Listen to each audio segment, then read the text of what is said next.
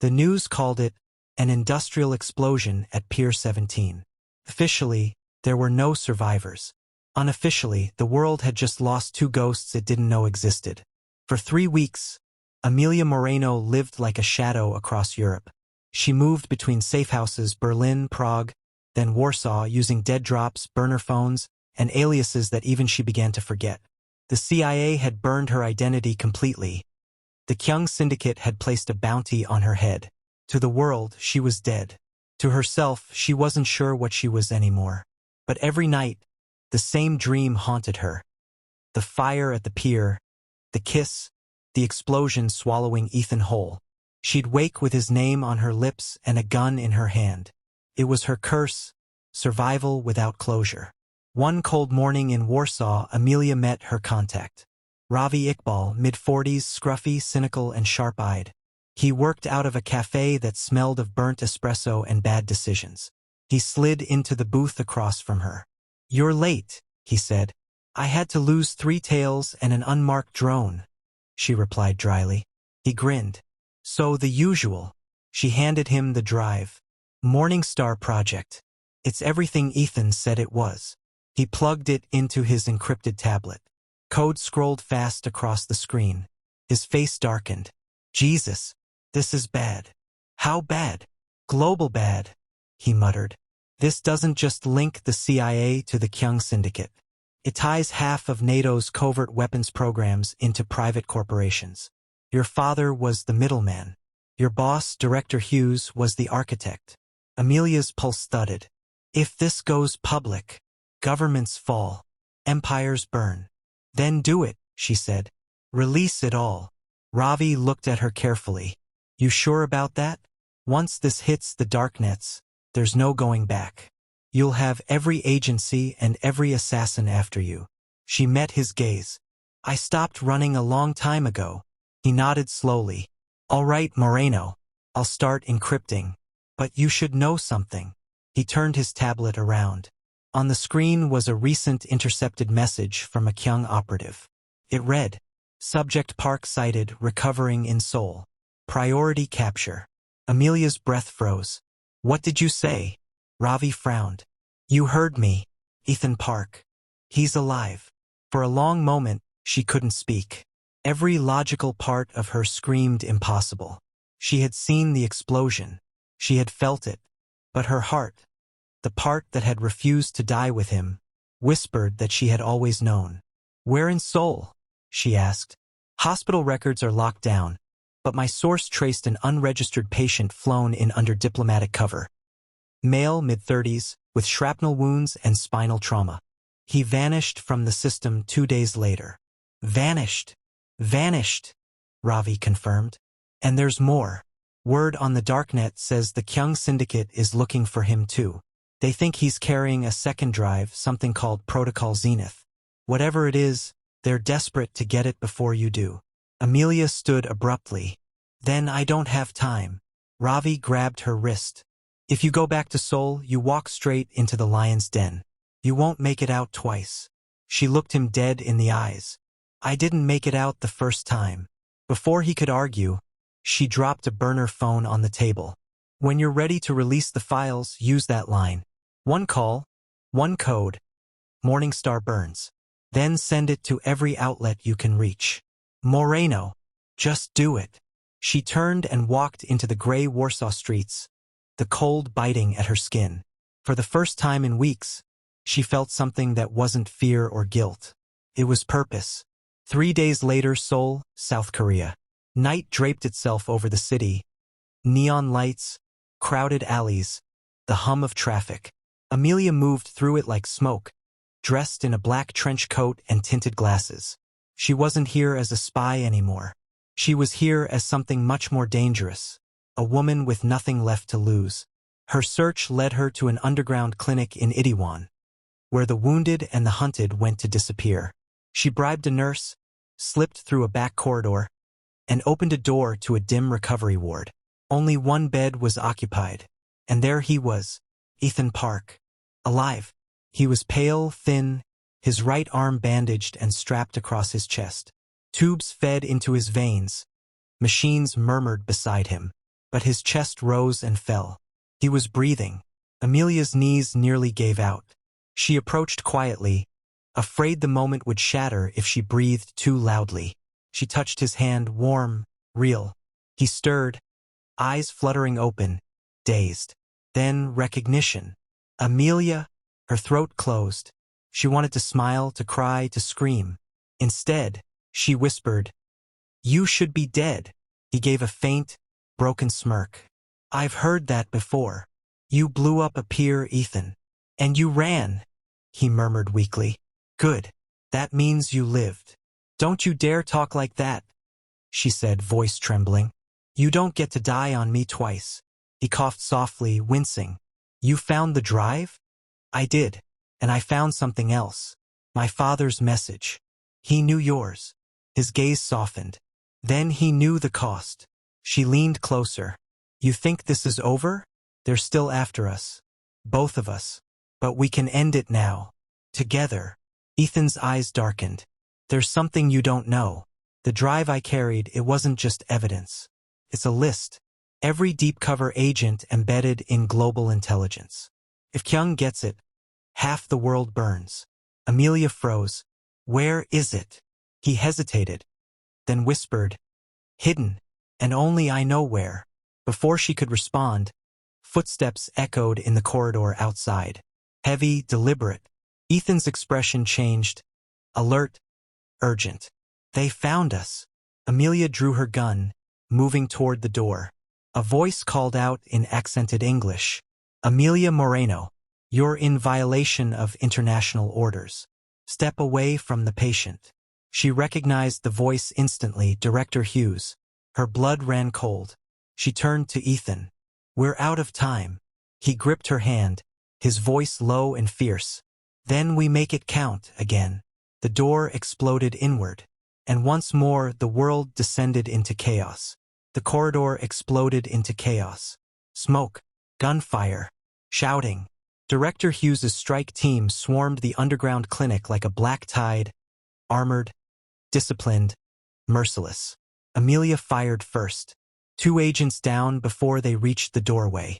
Ethan, weak but unbroken, rolled off the bed, grabbing a fallen sidearm. He moved slower than before, wounded but still deadly. "Left flank," she shouted. "I see it," he gritted out, firing twice. The hallway filled with the crack of gunfire and the shriek of ricochets. Blood, glass, smoke. The world became a blur of survival and instinct. Ethan ducked behind a surgical cabinet, panting. "We can't stay here. Too many." "Then we move," Amelia said, reloading. "Through the back exit." They pushed through the rear corridor, down a flight of steel stairs that groaned under their weight. Alarms wailed overhead. Amelia kicked open the emergency door. Cold rain and neon light poured in. They stumbled into a narrow sole alleyway, steam rising from the pavement, shadows flickering from the city lights. A black SUV screeched around the corner. Hughes himself stepped out. Immaculate suit, umbrella in hand, flanked by 2 agents with rifles. "Amelia," he called calmly, as if greeting an old friend. "You've made a very costly mistake." Amelia raised her gun. "You tried to erase me." "Erase you?" Hughes gave a cold smile. "No, I tried to protect the balance. You just didn't understand the game." Ethan stepped forward, blood seeping through his bandages. "You call mass assassinations and global corruption a game?" Hughes's eyes flicked to him. "Ah, the prodigal enforcer. You should have stayed dead, Mr. Park. I gave you the clean exit you never earned." "You killed my father," Ethan snapped. "I did what had to be done." He broke protocol. Amelia's voice cut like ice. "So did I." Then she fired. The bullet missed Hughes by inches, shattering the rear window of his SUV. His agents reacted instantly, opening fire. The alley erupted. Ethan grabbed Amelia's hand and ran, weaving through the labyrinth of narrow passages. They darted across a crowded night market, dodging between stalls as vendors screamed and bystanders scattered. Ethan stumbled once, clutching his side. She caught him, half dragging him forward. "Keep going," she said. They burst through a doorway into an abandoned subway access tunnel. The roar of the city above faded into a low hum. Finally, when silence returned, they collapsed against the wall, breathless, soaked, alive. For a long moment, neither spoke. Then Ethan said, "He mentioned something. A balance. That's the key. He's not just covering tracks, Amelia. He's managing Protocol Zenith." Amelia frowned. "What is it?" Ethan hesitated. "It's the directive behind the entire network. A contingency plan created years ago by the CIA and Kyung's founders. If the truth about their cooperation ever surfaces, Protocol Zenith activates." She narrowed her eyes. "Activates how?" His jaw tightened. "By triggering covert operations worldwide, assassinations, data purges, proxy wars. They'd rather burn the world than let it know the truth." Amelia felt the blood drain from her face. "You're saying if Ravi releases the Morningstar files, it triggers the directive?" Ethan finished grimly. "They built it that way. Insurance." Silence stretched, heavy and suffocating.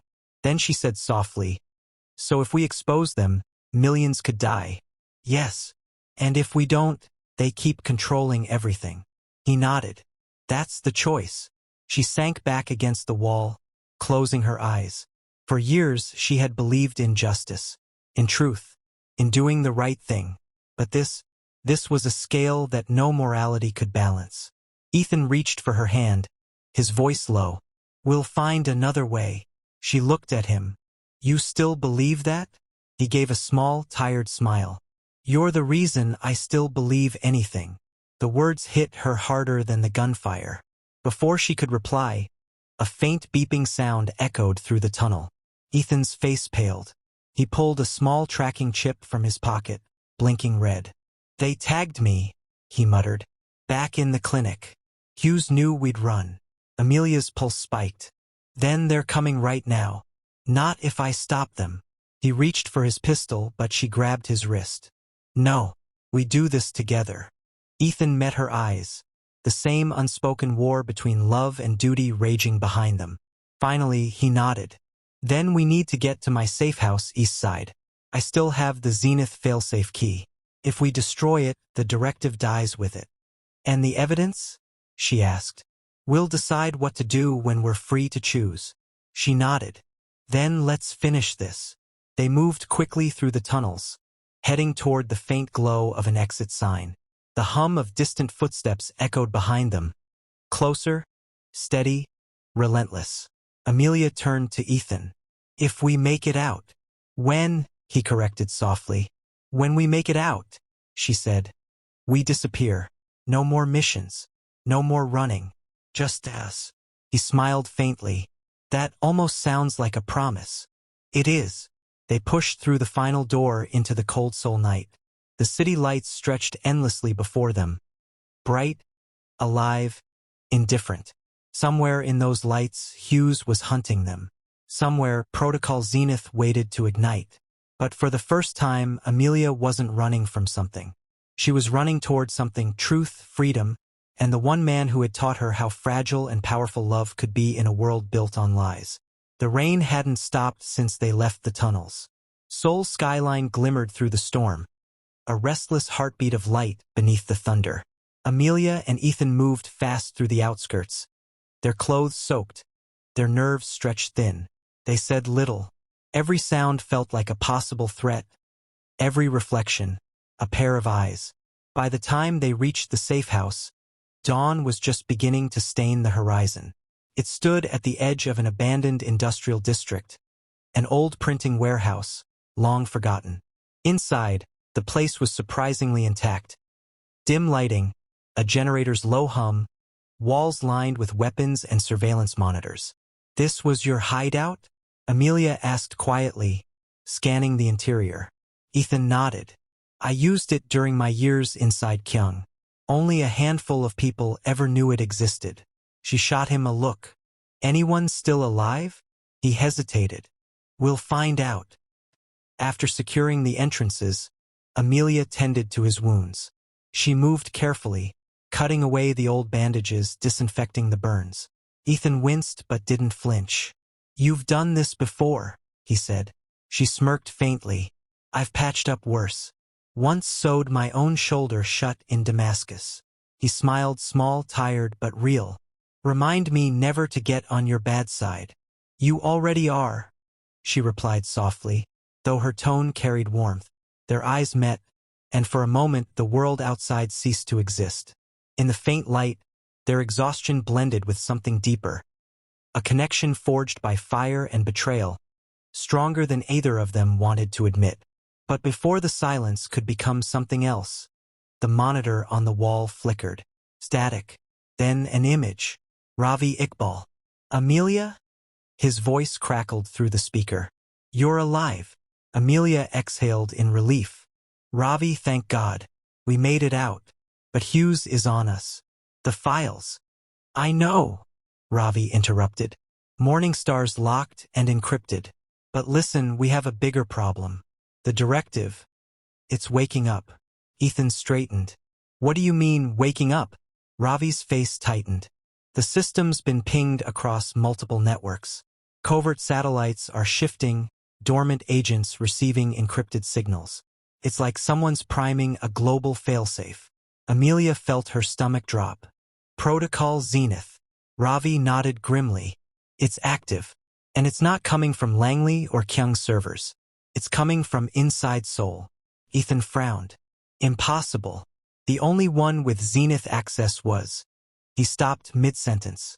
Amelia turned toward him. Who? Ethan's expression darkened. Director Hughes didn't create Zenith. He enforced it. The architect was someone higher. Someone hidden. Ravi interjected. You're not going to like this. Say it. Amelia pressed. Ravi sighed. The access logs trace back to a private node. Ownership masked under a foundation. The Moreno Institute of Strategic Affairs. The words hit like a gunshot. Amelia froze. That's your father's legacy, Ravi finished. He didn't just know about Zenith, Amelia. He built it. Silence consumed the room. Ethan looked at her, eyes full of shock and pity. Your father created the directive? Amelia's voice trembled, barely audible. He died trying to destroy it. That's what I was told. Or, Ravi said quietly, he died trying to protect it. She shook her head violently. No, you don't understand. He couldn't. But deep inside, a memory flickered. Late nights in her childhood home. Her father whispering on coded calls. The classified files locked in his study. The arguments with Director Hughes. It all connected now like a cruel puzzle she never asked to solve. Before they could process the revelation, an alert flared across the monitors. Motion sensors, perimeter breach. Ethan instantly moved to the console. Multiple heat signatures. 24 at least. Hughes? Amelia asked. No, Ethan said, narrowing his eyes. Too organized. Too precise. These are ghost units, Zenith operatives. The monitor flickered again. Ravi's face reappeared, this time distorted, panicked. Amelia, they've traced the call. Get out now. The screen went dark. The generator lights flickered. Then the front wall exploded inward. A tactical squad stormed the warehouse, black masks, silenced rifles, infrared optics. The air filled with smoke and gunfire. Amelia and Ethan fought back to back. Precise, relentless, perfectly synchronized. Years of training collided with desperation. One by one, the attackers fell, but more kept coming. Upstairs, Ethan shouted, grabbing her arm. They sprinted to the mezzanine level. But as Amelia reached the stairs, a voice echoed through the smoke. Stop! She turned and froze. Standing at the entrance was Ravi, dressed in tactical black. Gun raised. Her heart stopped. Ravi? He lowered the weapon slightly, his expression heavy with regret. I didn't want it to end this way, Amelia. Ethan's eyes hardened. You sold us out. Ravi's voice shook. You don't understand. Hughes has my family. They would have killed them. I had no choice. Amelia's hands trembled around her weapon. You always have a choice. He stepped closer, voice breaking. Please, just give me the Zenith key. Hughes promised once it's secure, he'll let you both walk. Ethan barked a hollow laugh. You really believe that? Ravi's jaw tightened. I have to. For a heartbeat, time froze. The sound of the rain against the roof, the smoke swirling, the betrayal hanging between them like a blade. Then movement. Ravi's eyes flicked to Ethan's hand, where the data capsule glinted faintly. He raised his gun. But Amelia moved faster. A single shot rang out. Ravi staggered back, eyes wide, and fell. Amelia stood frozen, the gun smoking in her hand, tears streaming silently down her face. Ethan caught her arm before she collapsed. He gave us no choice. I know, she whispered, but it doesn't make it easier. Below them, the remaining attackers retreated, retrieving Ravi's body and vanishing into the storm. The silence that followed felt heavier than any explosion. Later, when the rain finally stopped, Amelia and Ethan sat beside the shattered window, watching dawn creep across the skyline. She spoke first, her voice hollow. My father built the weapon that destroyed everything I ever believed in. Ethan turned to her gently. Then maybe it's your destiny to finish what he started, and make it right. She looked at him, eyes filled with grief and fire. What if I can't? He reached out, taking her hand. Then I'll burn it with you. They sat in silence as the city awoke beneath them, both knowing that the world they once served was gone, and that the war ahead would decide whether humanity's truth was worth the cost of their souls. The journey back to the United States was silent. No words, no trust left to spend, only purpose. Amelia and Ethan traveled under false identities, moving through a maze of fake documents and private flights arranged by one of Ethan's old contacts in Japan. They crossed the Pacific like fugitives, landing in San Francisco under a midnight drizzle. Their destination lay 4 hours inland, the Moreno Institute of Strategic Affairs, a fortress of glass and concrete that once symbolized innovation and peace. Now, it was the last monument of a man whose ghost haunted them both. The institute loomed on the edge of a cliff overlooking the Pacific, the waves crashing below like distant thunder. Amelia had grown up here, its sterile hallways and research labs her playground, its shadowed boardrooms the background of her childhood. As they approached through the overgrown access road, memories flooded back. Her father's laughter echoing through the corridors, the scent of his cologne, the way he used to tell her, some secrets are meant to be buried for the good of all. Now she finally understood what he meant. They entered through a service entrance. Power was still active, though the building had been officially decommissioned years ago. Dust floated in the light from Ethan's flashlight, and the silence pressed against them like a weight. This place feels like a tomb, Ethan murmured. Amelia nodded. It is. They made their way through long corridors, past labs filled with old terminals and sealed files. The main security door at the basement level required a biometric scan, but Amelia pressed her hand against the reader. The system beeped. Welcome, Dr. Amelia Moreno. Ethan raised an eyebrow. Still in the system? My father never believed I'd stop looking, she said softly. The hidden elevator carried them deep below the facility, farther than any blueprint suggested. When the doors opened, they stepped into a vast chamber lit by cold blue light. Rows of cryogenic tanks lined the walls, each filled with a faintly glowing fluid. Servers hummed quietly in the background. Ethan approached one of the tanks. Inside was a human silhouette, motionless, pale, connected to dozens of cables. What the hell is this? He whispered. Amelia moved to the central console. Dozens of files appeared on the screen, each tagged with a project code. At the top was a folder labeled Project Zenith Directive Override. She clicked it open. The documents revealed years of covert research, merging biological data, artificial intelligence, and predictive warfare algorithms. Her father hadn't just built a surveillance network. He'd built something far more dangerous. Protocol Zenith integrates human neural patterns into a collective intelligence grid. The system predicts and controls global conflict probabilities through psychological manipulation and targeted intervention. Amelia's eyes widened. He wasn't just collecting data. He was training an AI with human minds. Ethan's jaw tightened. These people, he pointed to the cryotanks, are the test subjects. She scrolled further. At the bottom of the report was a name that made her blood freeze. Primary neural host, Dr. Samuel Moreno. Her father. Her voice broke. He used himself to run the directive. Ethan's eyes darkened. That means, she finished the sentence for him. My father isn't entirely dead. A soft hum filled the air. The lights flickered. Then a voice. Amelia. She spun toward the sound. It came from the speakers embedded in the walls. Calm, deep, familiar. If you're hearing this, then the world is already unraveling. And you've come seeking truth. Amelia's throat tightened. Dad, you were never supposed to find this place. But I knew you would. Zenith was never meant to control. It was meant to protect. Ethan frowned. Protect?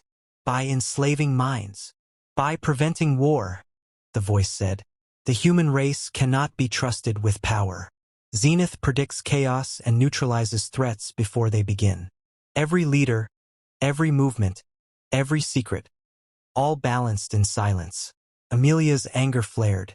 You became the thing you feared most. No, the voice replied. I became what the world needed. But now Hughes seeks to weaponize Zenith. If he succeeds, humanity won't just lose freedom, it will lose its will. The screen changed, revealing encrypted coordinates. Amelia, destroy the central core. End Zenith. Burn what I couldn't. The message ended.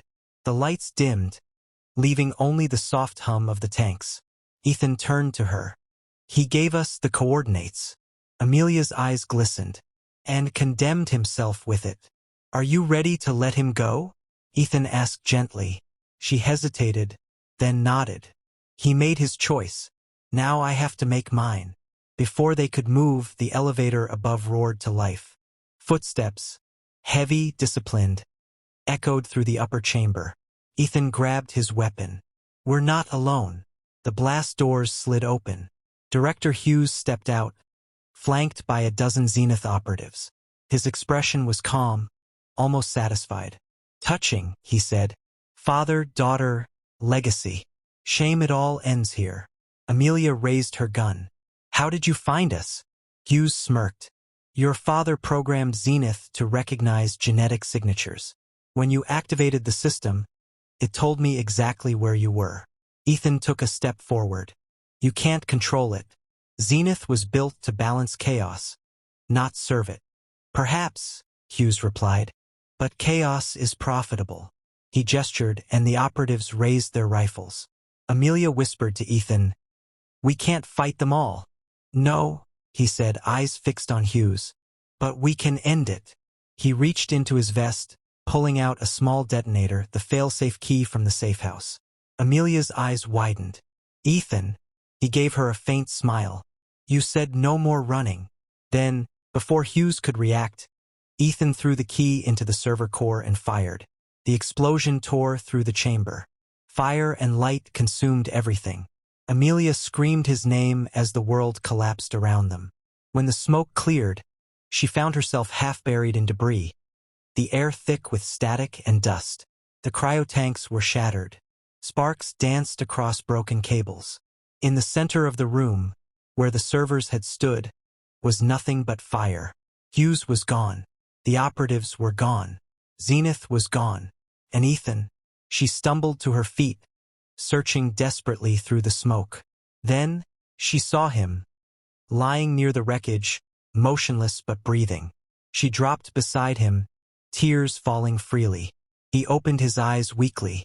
Did we do it? She nodded, voice shaking. It's over. He smiled faintly. Then we finally won something. She pressed her forehead to his. Don't you dare die on me again. He chuckled softly. Wouldn't dream of it. They held each other as the ruined chamber flickered with dying light. Two broken souls in a world reborn from fire. Smoke still rose from the cliffs 3 days after the explosion. News outlets scrambled for explanations. A seismic anomaly, a chemical accident, an industrial fire. No one spoke of Zenith. No one spoke of the Institute. The world moved on, oblivious. But in the shadows, something had changed. Across continents, secret networks fell silent. Hidden agencies burned their records. Governments scrambled to fill the void left by a system they didn't even know had been holding them together. The balance had been shattered. The invisible hand that manipulated the world was gone. And with it, the illusion of control. Amelia awoke in a hospital room in Monterey, sunlight filtering through half-closed blinds. Her head throbbed. Her ribs were bandaged. For a moment, she didn't know where she was. Then memory came crashing back. The fire, the explosion, Ethan's face in the light. She turned sharply to the right. There he was, Ethan Park. Alive but barely. His right arm was in a sling, his chest wrapped in layers of gauze. He looked peaceful, his face pale but calm, like a man caught between worlds. Amelia exhaled shakily, tears burning her eyes. She reached out, brushing a strand of hair from his forehead. "Still breaking the rules," she whispered. "Still surviving." He stirred slightly, murmuring her name in his sleep. It was enough. Later that evening, a familiar voice pulled her back to reality. "Agent Moreno." She turned and froze. Standing in the doorway was Deputy Director Lena Hart, a woman whose calm demeanor hid a steel spine. She had once mentored Amelia at Langley, before the web of corruption swallowed everything. Hart stepped closer, holding a folder. "You've caused quite a storm." Amelia's tone was guarded. "How much does the agency know?" "Enough to realize how deep the rot went. Hughes is dead. His assets are gone. But the shockwaves, they're global." She placed the folder on the bed. Inside were satellite photos, black sites, proxy conflicts, collapsed operations. "This," Hart said softly, "is the world you saved, and the chaos you unleashed." Amelia looked away. There was no clean way to end it. Hart nodded. "There never is. But you ended something that was never meant to exist." Silence settled between them. Then Hart added, "You could come back, you know? Lead a new division. Help rebuild what's left." Amelia's gaze drifted to Ethan's sleeping form. "I think I've rebuilt enough." Hart studied her quietly, then said, "You're your father's daughter, but you made the choice he never could." She turned to leave, pausing at the door. "When he gave you his legacy, he gave you the burden too. Don't let it crush you." When she was gone, Amelia sat in silence for a long time. Outside, the sun dipped beneath the ocean, painting the sky in gold and crimson. Ethan woke at dusk. "Hey," he rasped.